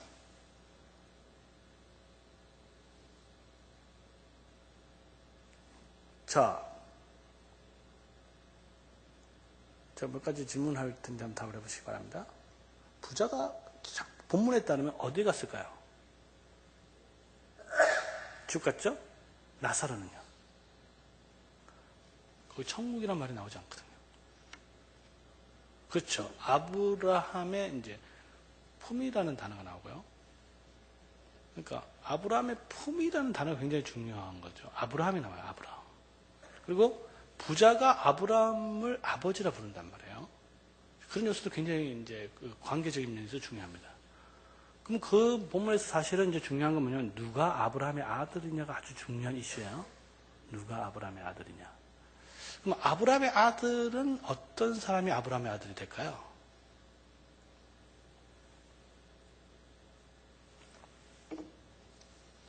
거기서 보면요, 부자가 뜬금없이 나사로를 보내라 하거든요. 나사로를 보내서 아브라함, 잘 생각해보세요. 아브라함 아버지가 좀 가십시오 하면 이해가 되죠. 근데 왜 나사로를 보내라 그럴까요? 네? 또 나사로를 보내서 나에게 물 한 방울 찍어서 하라 그러거든요. 자꾸 나사로를 보내라 그러거든요. 그건 뭐냐면, 아브라함의 품은요, 기본적으로 그 독생하신 품에서 나타나는, 요한복음 1장에서 나오는 그 단어와 동일한 단어인데요. 아버지와 아들과의 관계를 나타내는 표현입니다. 그러니까 나사로가 아브라함의 품에 갔다는 것은 나사로가 아브라함의 아들이라는 아주 중요한 표현이에요. 그런데 부자는 그것을 전혀 용납을 못하는 거죠. 그러니까 자꾸 나사로를 보내라는 거예요. 거기 있을 자리가 아니라는 거죠. 보내라는 거예요. 여전히 나사로의 아브라함의 아들됨을 인정하지 못하는 것이고. 그래서 이제 자기 형제들한테 가서 이제 이야기하라고 했을 때 뭐라고 합니까? 그때 모세와 선지자가 있다고 이야기하죠. 근데 그 부자가 그 말을 그대로 보면요. 야, 이 친구가 이제 지옥에 가서도 회개를 했구나 이런 생각이 들잖아요. 그렇죠? 자기는 지옥에 갔으나 밑에 있는 형제들 5은 정말로 자기 사랑하는 마음으로 오지 못하게 하자. 이런 의도일까요? 그 내면에 있는 것을 봐야 되는데 그 밑에 있는 것은 뜻은 뭐냐 하면요. 아버지, 내가 살아있을 동안에 왜 와가지고 이런 데가 있다 이렇게 말을 안 해줬습니까? 이런 의미입니다. 굉장히 그 부자의 사악함이 거기 그대로 드러나는 거예요. 거기에 대했을 때 아브라함의 답은 뭐냐면 모세와 선지자가 있고 그들의 말을 듣지 않고 그렇게 이야기하니까 말도 안 되는 소리 하지 말라고. 죽은 자가 살아나서 하는데 안 믿는 게 죽은 자가 살아나면 반드시 믿을 거라고. 그걸 안 믿는 사람 누가 있겠냐 했을 때 뭐라고 했습니까? 모세와 선지자를 듣지 않으면 이제 모세와 선지자는 이제 사실 모세와 선지자는 죽었으니까 사실 뭡니까? 성경을 말하는 거죠. 성경을 통해서 믿지 않으면 죽은 자가 살아나도 믿지 않는다 그랬어요. 그렇죠? 그러면 그 본문을 통해서 우리가 설교할 수 있는 핵심적인 그 교리는 뭐냐면요. 소위 말하는 성경의 충분성입니다. 웨스민스터 그 본문을 가지고 웨스민스터 신앙고백서 1장 1절을 가지고 우리가 설교할 수 있는 거예요. 성경의 충분성. 그래서 우리 목사님들이 이런 교리적인 것들 딱 이렇게 잡혀 있으면 이 본문을 가지고 이게 정말로 여기서 어떤 교리를 설교해야 될까 했을 때 보통 이제 맨 마지막에 나오거든요. 맨 마지막에. 또 하나 삭개오 이야기도 마찬가지죠. 삭개오 이야기도 어떻게 됩니까? 삭개오가 왜 구원을 받았을까요? 삭개오 이야기를 통해서 예수님이 어떤 존재인지를 이제 보여준단 말이에요. 그 맨 마지막 구절 나옵니다. 삭개오 본문을 통해서 예수님이 어떤 존재냐? 잃어버린 자를 찾아 구원하러 왔다라는 것을 보여주기 위해서 삭개오 사건이 있는 거예요. 근데 보통 보면 삭개오 사건이 삭개오가 뽕나무에 올라갔습니다. 앞에 가졌습니다. 별 주변적인 그런 이야기를 가지고 자꾸 극적으로 만들려고 하면서 실제로는 예수님의 그 교리, 예수님께서 전한 메시지는 다 이렇게 묻혀버린 거예요. 근데 예수님은 그 본문은요, 삭개오라는 사건을 통해서 예수님이 어떤 분이냐, 잃어버린 자를 찾으러 오셨다는데, 그 잃어버린 자를 찾으러 온 그 예수님인데, 그 잃어버린 자가 누구냐 했을 때, 그것도 마찬가지예요. 예수님께서 삭개오도 이도 아브라함의 아들이라 되어 있거든요. 결국 그런 본문을 통해서 사실은 하나님의 선택에 대해서 설교할 수 있는 겁니다. 하나님, 그 선택한 자는 아브라함의 자손이고, 하나님께서 선택한 백성이다. 하나님께서 선택한 자들은 직접 찾아오셔서 비록 삭개오라 할지라도 택하신 백성들이면 아브라함의 자녀면 구원하신다. 이런 교리로 설교할 수 있는 것이죠. 또 몇 가지가 있는데 시편 23편 잘 볼까요? 23편. 이거 시편 23편 굉장히 이제 다 아시는 본문이죠. 이제 이 본문을 가지고 또 뭘 설교할 것이냐 이거죠. 했을 때 예수님은 이제 선한 목자, 하나님 우리 여호와 목자라고 얘기하는데 그럼 목자가 어떤 의미를 가지게 되느냐가 23편이 중요하잖아요. 근데 시편 23편 쭉 읽다 보면요. 목자가 무엇으로서의 목자가 나옵니다. 맨 처음에는요, 푸른 천자를 인도하고 쉬는 만한 물가를 인도하고, 그죠? 자, 그런 건 다 목자가 하는 거예요. 근데 조금 지나다 보면 목자가 하지 않는 일이 나옵니다. 뭐죠?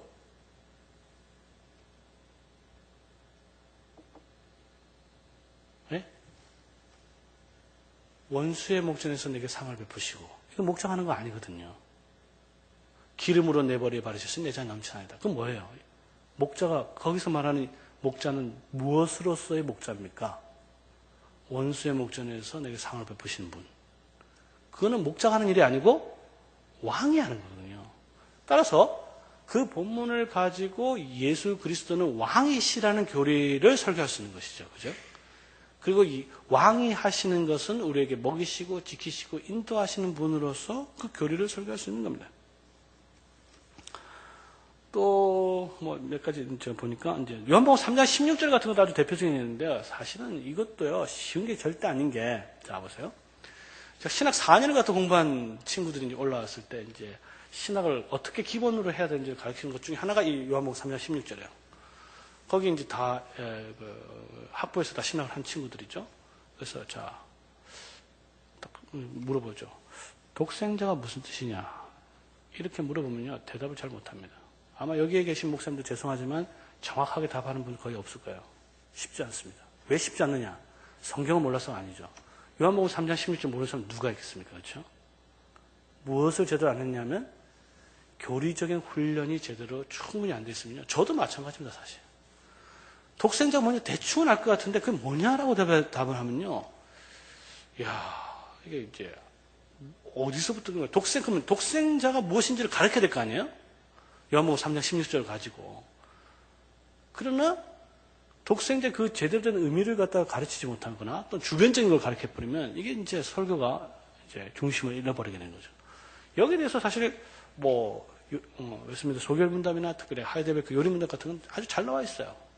그것이 독생자라는 것이 사실은 이제 유일하게 또는 독특하게 하나님의 본질로부터 나신 분이고 우리는 하나님으로부터 입양된 자입니다. 이렇게 나와 있거든요.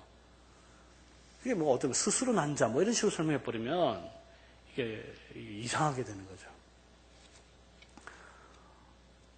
또 이제 식사 본문을 제가 좀 강조하고 싶은 건 뭐냐면요. 이게 제가 최근에 이제 성찬에 관한 책을 하나 썼습니다. 이제 성찬도 아주 중요한 이제 교리라고 할 수 있잖아요. 근데 우리 목사님들 성찬식에 대해 설교하면 또 맨날 뭐 주께서 잡히시기 전날에 뭐 이런 부분 있죠. 그런 본문을 가지고 계속 사용하는데 이제 성찬에 대한 이해가 기본적으로 좀 풍성해질 필요가 있습니다. 그건 뭐냐면 그거는 혹시 관심 있으면 제가 쓴 책을 보시면 되는데 몇 가지 이제 보면요. 하나님께서 먹이시는 분이라는 게 굉장히 중요한 신학적 주제입니다. 그게 선악과를 통해서 나와 있어요. 선악과 본문을 통해서 우리가 성찬식 먹이시는 분으로서 그러니까 성찬식을요 장례식으로 이해를 해버리면요 거의 성찬에 대한 본문이 확 줄어들어 버려요. 그러나 성찬에 대한 성찬을 하나님께서 우리를 먹이시는 분, 살리시는 분 이렇게 보면요. 오늘 잠언에서 보니까 하나님께서 우리에게 빵을 주시고 포도주를 주시는 분이시다. 이렇게 잠언에서도 나와 있습니다. 그러니까 그런 분들 멜기세덱이 또 뭐죠? 떡과 포도주를 주는 것 이런 상징들이 굉장히 많이 나와 있거든요. 그래서 선악과 나무를 통해서 우리를 통해서 먹이시는 분이시다. 마음껏 먹어라. 그죠? 그런 부분들. 만나도 마찬가지죠. 하나님께서 하늘 양식으로 먹이시는 분.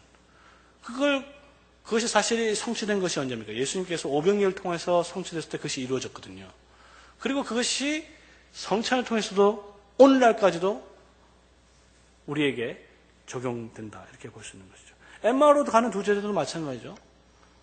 자, 예수님께서 하나님 말씀 풀 때 마음이 뜨거워졌지만 그것을 실제로 뜨거워졌어요. 뜨거워졌죠. 그래서 깨달은 순간 언제냐면 예수님께서 떡을 떼실 때거든요. 축사하시고 이런 문제들. 그런 본문들을 가지고 우리가 성찬의 의미들을 다양한 각도에서 저는 설교할 수 있다고 생각을 합니다.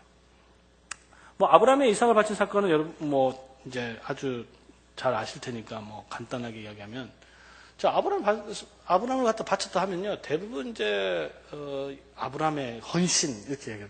아들까지도 바쳤다 이렇게 이제 이야기를 하기 쉬운데요. 이게 이제 히브리서에 나와 있잖아요. 이 본문을 가지고 만약에 설교를 할 수 있다면 부활절날 설교할 수 있는 거죠. 부활절. 아브라함이 왜 이삭을 바쳤냐 이거죠. 아브라함에게 있어서 문제는 뭐냐 하면요. 하나님께서 너의 몸에서 날짜가 후사라가 됐다고 했는데 아브라함의 몸에서 유일하게 난 사람은 이제 사라를 통해서 난 이삭인데 이삭을 바치라고 했으면 소위 죽이라고 했으면 그러면 이제 아브라함의 문제는 이삭이 죽는 게 문제가 아니라 그러면 약속이 어떻게 이루어질 것인가죠. 이 이삭을 통해서 천하 만민이 복을 받게 될 것인데 이삭을 죽이면 이 약속이 이루어지지 않는단 말이에요. 그러면 아브라함이 이삭을 죽이더라도 하나님께서 자신의 약속을, 당신의 약속을 이루는 유일한 방식은 뭡니까? 내가 이 이삭을 하나님께 죽여서 바치더라도 하나님께서 살리실 것이다. 그게 히브리서 11장에 나와 있잖아요. 내가 죽은 자 가운데서 살리실 것이라 그 믿음을 가지고 가셨기 때문에 창세기 우리 22장 그 아브라함의 본문을 가지고 부활절날 설교할 수 있는 것입니다. 마지막으로 이제 성령님과 관련된 것을 사도신경 각종 아까 제가 이제 기독론과 관련된 건 했고요. 성령님과 관련된 것을 우리가 보면요, 우리가 또 성령에 대해서 설교를 한다 했을 때, 이 성령이 오늘날 참 이제 문제가 많잖아요. 성령이 문제가 많은 건 아니지만, 우리 목사님들이 성령에 관해서 성도들한테 딱 가르쳐야 될 때 무엇을 가르칠 것이냐 했을 때, 저는 이제 이 점에 있어서 예를 들어서 니케아 신경 같은 게 굉장히 중요하다고 생각합니다.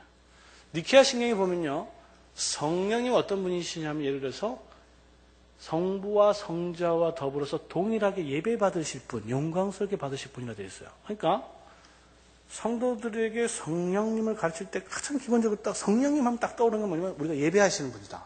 딱 떠올라야 되는 거죠. 근데 그런 생각들이 거의 없어요, 제가 보기에는. 대표적인 예 중에 하나가 뭐냐면 예를 들어서 정말로 우리가 성령님을 귀중하게 생각한다면 성탄절도 중요하지만 성령 강림절도 중요하거든요. 근데 성령 강림절에 대한 관심을 확 준단 말이에요. 왜냐하면 성령을 우리가 제대로 이해하면 왜 우리가 성령님을 제대로 공부해야 되냐 했을 때 제가 생각해도 가장 중요한 것은 성령님을 어떻게 예배해야 될까. 제대로 예배하기 위해서 성령님을 배워야 된다 이거죠. 그리고 그 중에서 이제 이런 것도 있습니다. 성령님 하시면 생명을 주시는 분 이렇게 돼 있어요. 생명을 주시는 분. 그런 것들을 이제 우리가 알게 되면 성령은 생명과 관련되어 있다. 또 사도신경을 보게 되면 이제 성령을 믿사하며 그 다음에 나타나는 게 뭡니까?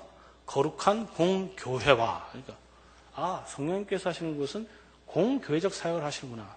이 점에서도 이제 우리가 계속 이제 묵상하면 이제 답이 나오는 거죠. 뭐냐 하면 오늘날 성령님에 대한 가장 큰 잘못은 뭐냐 하면요. 제가 보기에 성령님을 전부 다 개인적으로 이해해요. 개인적 은사로 이해합니다. 예를 들어서 성령 충만하잖아요.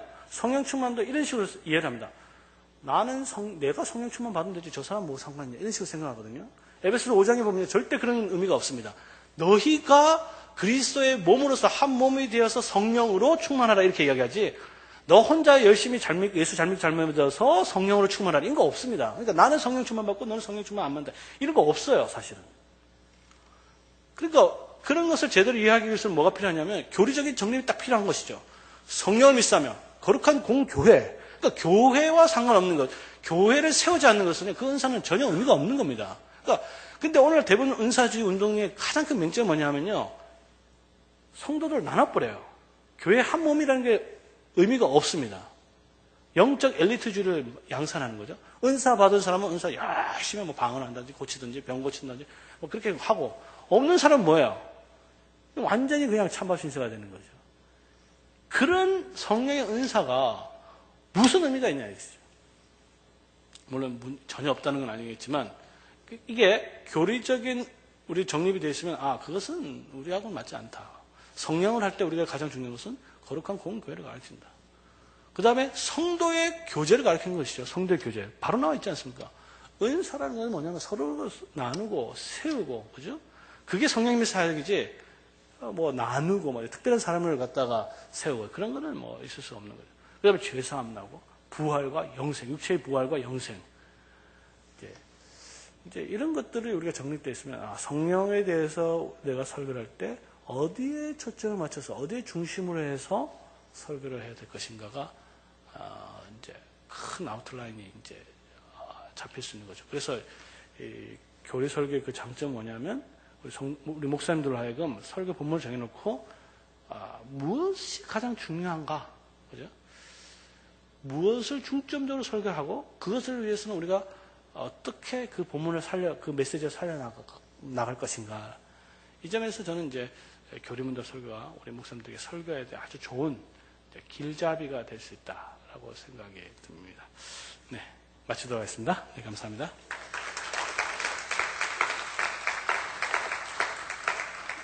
질문 뭐